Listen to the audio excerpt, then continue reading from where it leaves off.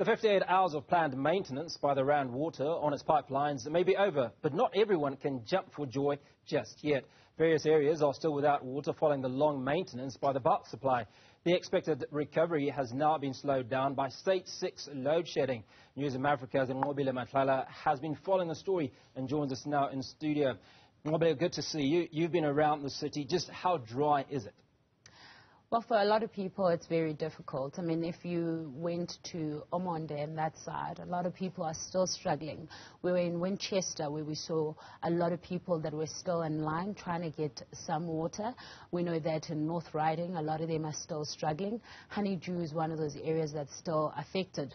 But according to Nqobile Water, the areas that are supposed to be affected are the ones in the West Rand as well as the one that are in the North. So Randburg being one of those areas that are currently affected with no water. However, in this instance, you're finding that a lot of people are still negatively affected. This is mainly because Nqobile Water says the high-lying areas are going to be affected because it takes them, they need to pump water up into the towers, which makes it very difficult for them to send it back down if there's still a stage 6 load shedding. Well, they've been doing very well in terms of communicating. Certainly, the information has been out there that for 58 hours there'd be no water. But let's talk about provisional supply of water. Has that been available? Have residents of those areas that had no water been able to go to a bowser and pick up some water? To be quite honest, a lot of people have not seen that as something that has been effective. In some areas you can give it did work. I mean, if we talk about what happened yesterday, we heard from one of the old age homes that they had seen some of the tankers.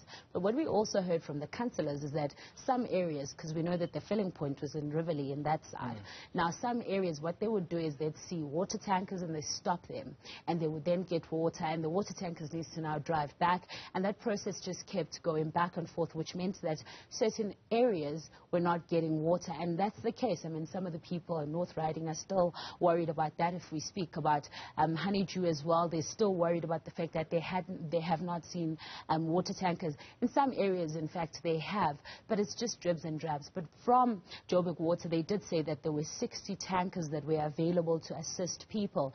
It's just a matter of finding one, and you see, it's a problem because you don't actually know where you're going to find them, even though we have been told that there are areas where they're going to stop. But if people are stopping them for water, as a driver, you also got to stop and assist the people. But I want you to listen to what Nqobile Water had to say to us when we spoke to them.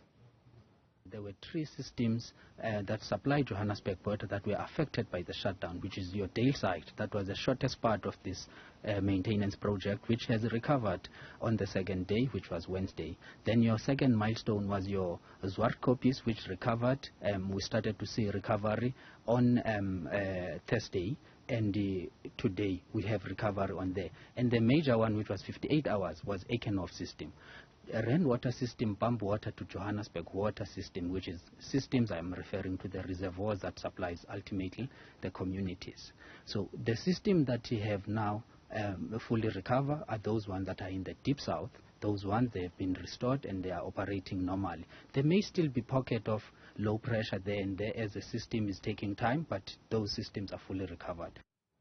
So as you can hear there from Nqobile Water, the systems are fully recovered, but there's so many areas that are still struggling, and this is going to take some time. In fact, when we spoke to them about the recovery period, they said that they're now estimating between 5 days to 10 days, which means this could be a very long time before you can see properly getting water. For now, you're probably not going to get it or get very low pressure. Well, you talked about the old age people's home, and there's certain segments of society, of communities that are heavily impacted more than others. So the elderly, really young children, and those that are living with disabilities. Did you get any comments from those members of the various communities that you spoke to?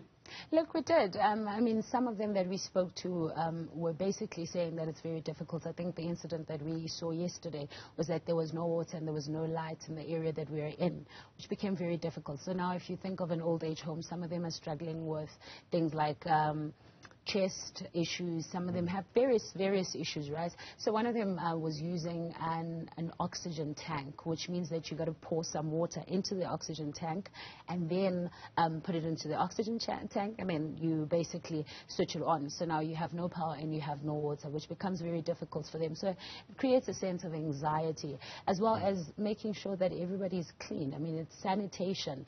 Can you be able to take a warm bath? We went to a children's home. Those things are needed. They depend on that.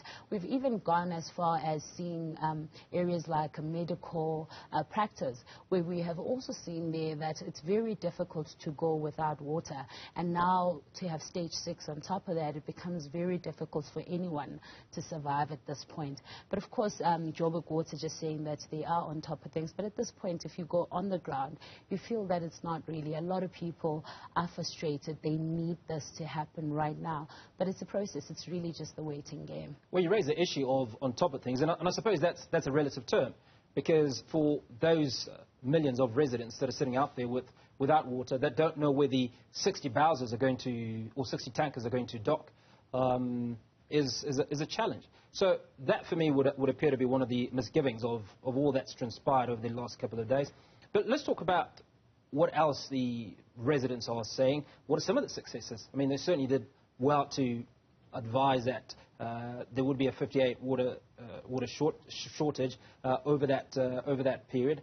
But where did Joburg Water come undone, do you think?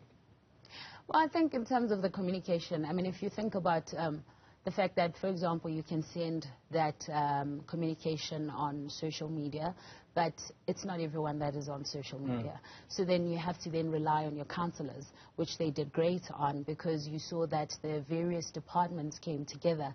The EIA, also came in, where they were able to have these meetings with councillors, where they had meetings with basically everyone who's an officials, to be able to go back into their community and basically give them the information that is needed.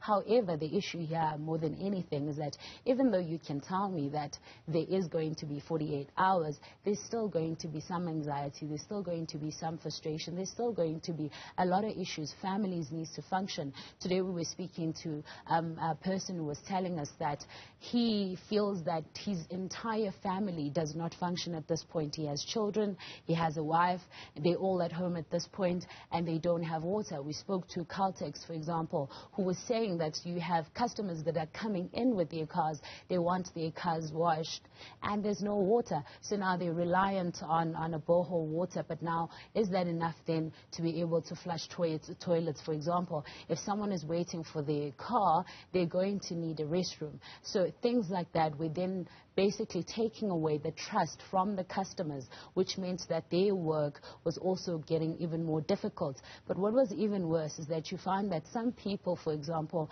are working in these cars where they are washing and polishing these cars. You have a team, for example, let's say you have about 4 people. Now you have to take 2 people only, and the other 2 needs to be at home. Now it's not the time for anyone to be at home. People need jobs. They rely on this, and they're getting paid to be at work. But because there is no water, they cannot do that. Then it becomes very difficult. So even though the communication was there, and you can give them that, but in terms of filtering it in on the ground and ensuring for a fact that these water tankers are available to assist people, it became very difficult. People were still trying to find where water tankers are. I do believe that there was another piece that you had for us based on what's happened over the last couple of days. Yes, definitely. Let's listen and then I'll explain.